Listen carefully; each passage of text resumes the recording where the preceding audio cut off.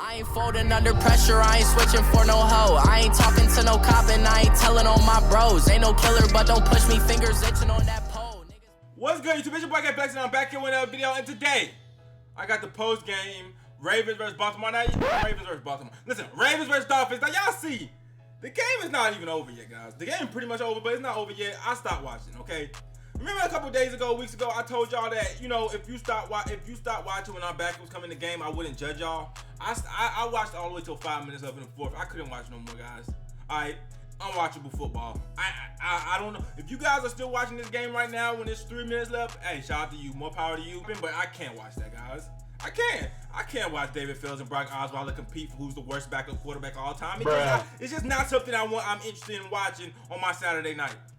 I'd rather go ahead and start my video so I can go on about my day, okay? Now I'm gonna talk about the backups for a little bit, and then we're gonna talk about the starters, which really matters. But our backups, guys, today, with the exception of Jerome Baker, Tankersley, Jordan Lucas, who I like, and Lippett, everybody, you know what I'm saying, I don't really pay attention to the rest of them because they're just not that good, okay? And even the people I name are not playing that good. Jordan Lucas is playing pretty good, but other than that, you know, Jerome Baker is a rookie, you know what I'm saying? He's learning. As far as Tankersley goes, he don't look too swell. As far as Lippett goes, he definitely don't look too swell. I mean, it's hard to watch. It's hard to watch when they come in the game. Then you look at it from the offensive perspective. It's to the point where I can't even sit up here and talk about Brock Osweiler or David Fields because these dudes don't even have time to get the ball off half the time, and when they do get time to get the ball off, they're so damn nervous and scared that they throw picks. It's like it's unwatchable, y'all. It's unwatchable. It would honestly be wrong for me to sit here and say Brock Osweiler is terrible or David Fields is terrible, even though I probably will. It would kind of be wrong for me to do that just because who they have blocking for them guys, they're getting hit every play. I honestly gained more respect for Brock Osweiler just watching him get hit and spit out grass out of his teeth every play when he gets up. I actually gained some respect for Brock Osweiler just for seeing him take all these hits and not quitting. Because if I was him, I would literally just walk off the field. These dudes don't even try to block for him. Our starters can barely run block, so our backups can't run block. It's just backup receivers are okay, but it's just like the third, fourth stringer, second string. I mean, that is hard to watch. Okay, I'm just putting it out. It's hard to watch. I told you guys back when we first signed Brock Osweiler and then we didn't draft a quarterback. I told you guys that Ryan Tannehill must stay healthy. I actually said this as soon as we drafted Brock Osweiler. I said nothing can happen to Ryan Tannehill or we're literally fucked. Everybody told me, nah, we're not. We're gonna draft a quarterback. We didn't. So my point stands. We're literally fucked if Ryan Tannehill gets hurt. Simple, point blank, period. Now, I try to look at it from a positive point of view and say, you know what, he's just not going to get hurt. Let's not even think about it. But, you know, I got some comments that say, you know, we're only as good as our backup quarterback and all this stuff because, you know, the Eagles wouldn't have won if they didn't have a good backup quarterback. Well, hey, listen, we're just going to have to be a different story, okay? Ryan Tannehill, you can't go out. That is that simple. If you go out, this is going to be unwatchable, okay? But I'm not going to say there's no chance in the world just because they look terrible in preseason.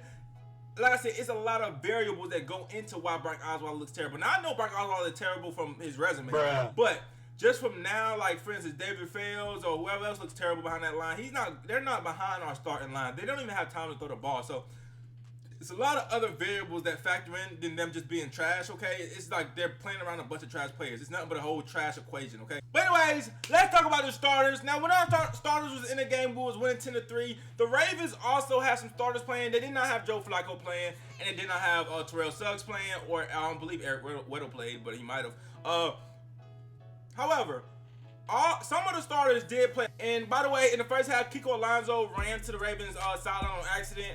I wish he would have stayed there. Y'all can send to CJ Mosley. Y'all can have Kiko, trust me. All right? Y'all can have Kiko for CJ Mosley. That's simple. All right? Anyways, looking at the team, guys, the quarterback play is much better this season. Ryan Tannehill, I feel much more comfortable with Ryan Tannehill at the helm, obviously, than Jay Cutler, okay? It's hard to feel less comfortable than when you have Jay Cutler. I felt a lot more comfortable. You can tell he really knows the system. He has a good understanding of what Adam Gase wants him to do. He's doing it well, okay? He's getting protected well. He did get sacked today. He hit the ground for the first time today. We actually seen Ryan Tannehill take a couple of hits. He got up just fine from all of them, you know what I'm saying? The first hit he took, he dropped the snap on the first play of the game.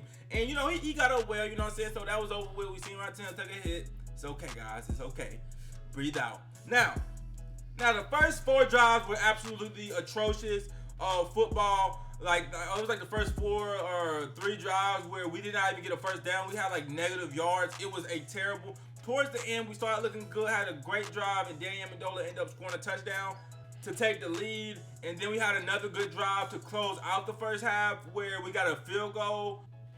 At the end, we looked good, but at the beginning, our offense looked atrocious, a mess. Okay, it's just the same mistakes that they usually like. Just you know what type of mistakes the Dolphins make, okay? Just dropping snaps, and you know when we lose 5 yards on first down, we might as well punt the ball because there's no. If you get the Dolphins in the 2nd and 15, it's just no way they're overcoming it. You know what I'm saying? They don't even try to half the time, but you know I wish they would try. They might be able to, but most of the time, if you get us to the 2nd and 15, we might as well punt the ball right then. Our defense looked very good. Except the linebacker spot. Now, and guys, this is what I'm concerned about. Now, I watch our defense, and if you guys are interested in maybe having watched some of the preseason games and you want to know how our defense looked, to be honest with you, it looks the exact same to me. It looks about the exact same, and our defense ain't that good.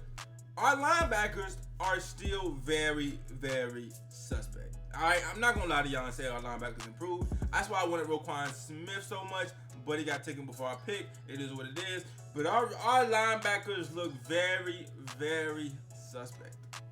The only major difference I can see is Robert Quinn is an absolute monster. That's the only difference I can see on our defense, which is a huge deal, okay? Because, you know what I'm saying, our pass rush last year was so bad, and they're going to have to double team. At the end, when Cameron Wake would come out, they would double team Robert Quinn, but when Cameron Wake saying you got to pick who you're going to double team. It's tough. And also, Jordan Phillips also looked good today. Our defensive tackle play was a lot better with the starters than it was against Carolina when Jordan Phillips was not there. So, Jordan Phillips is going to be a huge part. He's definitely going to be starting for the Miami Dolphins. But like I was saying, guys, our linebacking core, guys, is not that much improved. Okay, when what I've seen in the preseason, it's not. Listen, the only thing is they're young this year. Okay, and when you have young linebackers, then it's potential. It could eventually click during the regular season. It could click during week 4, week 5, and they could become really good. All right, last year we had Lawrence Timmons. When he was bad, he was just bad. It was no potential. It was no click. He's just terrible. It was nothing else you could do about it. Okay, he had reached his peak. We knew it, and he was done for. Okay, so that's the difference between last year. If you looking for something to be optimistic about, Jerome Baker, Raekwon McMillan, both very, very young. So even if they're bad, they always can get better. Whereas last year we had Lawrence Timmons, and it was just downhill. But they still miss hella tackles, and I know that the coaching staff is not happy about the linebacker play. They started Chase Allen today. They took Jerome Baker out, who was starting against Carolina, because they're just trying to figure out something with these linebacker guys. I'm telling you right now, they're just not looking good. Not looking good at all. It's to the point where I actually, at halftime, after the halftime show, during the third quarter, instead of watching Brock Osweiler throw ducks, I went and looked at free agent linebackers. I don't know if Navarro Bowman got something left in the tank, okay? Last time we signed an old linebacker, it didn't work out, but I mean, hey, listen, maybe call Navarro Bowman. We got to get something. Or just be patient, you know, which is probably the smart idea, which is definitely the smart thing, is just be patient with them, you know what I'm saying? And if they don't blossom this year, it'll be next year. But honestly, I want the Dolphins to make the Super Bowl every year. But, you know what I'm saying? Sometimes it just don't work out like that. But if they don't blossom this year, they'll blossom next year. But hopefully, it's this year. TJ McDonald also had a good game at safety. Minka Fitzpatrick had a good game in the slot. He said this is where he feels natural in the slot. But, you know, and I think the slot is good for him in his rookie season. But we didn't spend no eighth over. What do we have, the 11th or 8th pick? We didn't spend the 11th pick on a slot corner. That doesn't even make literal sense. Like what is a slot corner doing getting drafted 11th? So obviously that's not his position for his career. But just right now, while we have TJ McDonald, while we have Rashad Jones, I think it's smart to get all of them on the field to put Mick in the slot. I can see it. He feels natural there. It's not like he's playing a foreign position. He's playing great there. So just putting him right there, smart decision. Also moved by McCain outside, which was another weakness for us, is that second outside corner. I think that was the smartest thing the Dolphins could have made, a smart decision. And, you know, eventually, we want to start him at safety, obviously. And eventually he will get that spot once TJ McDonald leaves or whatever the case may be.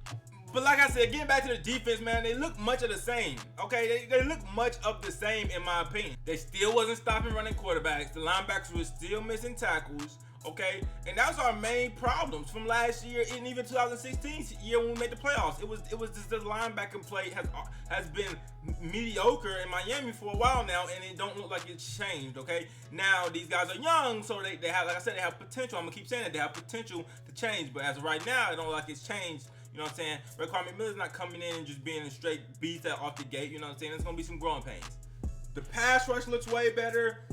If anything, the secondary it looks even better. You know what I'm saying? With the addition of Minka and Bobby McCain outside, the fact that Xavier Howard has another year under his belt and he's entering in his prime right now.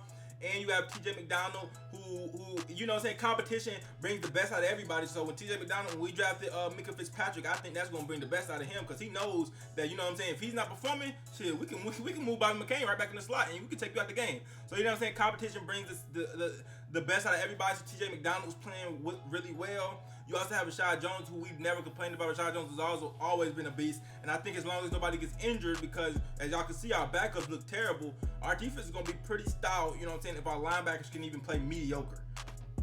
But if you ask me, man, the biggest changes of this offseason, definitely from what I've seen in preseason, is Ryan Tannehill. The quarterback play is a lot better. It looks a lot more solid, efficient. You know what I'm saying? Every time he backs up, every time he drops in the pocket, I don't think, oh my God, he's throwing a pick here, okay? Like with Jay Cutler and then Robert Quinn, man. Robert Quinn has been amazing. He had like 2 sacks today. This dude, because when him and Cameron Wake's in the game, guys, you can't double team both. It gets ugly, okay? Trust me, all right? You know what I'm saying? It gets ugly. Anyways, man, heading into week 4, the preseason starters probably won't play. Let me know if you guys even want a video on that. I don't even know, like, bro, I don't want to watch that. I'm gonna be honest with you. I'm probably gonna make a video on that just because, you know, I do Dolphins videos. But it might come after the first half. I ain't gonna lie, because listen, it just depends on how the game going, who exactly is playing, who's not. But I'm telling you right now, if I gotta watch Brock Osweiler for a whole first half, I'm gonna lose it. If I have to watch them backup linemen for a whole, I'm gonna lose it. I can't watch it. Okay, it's unwatchable TV. Only thing it's gonna do is ruin my mood for the season start. I don't got time for it. I'd rather just, you know what I'm saying? I wish I would have cut the TV off right after we scored that touchdown and said, okay, let's go to the regular season, all right? But anyways, guys, our last look at Ryan Tannehill before the regular season started, I'll say it looked good. Our offense looked good in the last drives. Gave us something to be excited about. At the beginning, we looked terrible. At the end, we looked good. Gave us something to be excited about. Our defense played solid. The Ravens only scored 3 points on us the whole entire time. They played bend but don't break. Our linebacker core is still suspect, but they played bend but don't break. And we just got to see what happens. Get in the comment section. Let me know what you guys think about this preseason game. Like, comment, and subscribe. Roll to 6K away. It's your boy KFLeXin. I'm out. Oh my God, guys. Season's about to start. It's about to get real. All right, motion's really about to come out.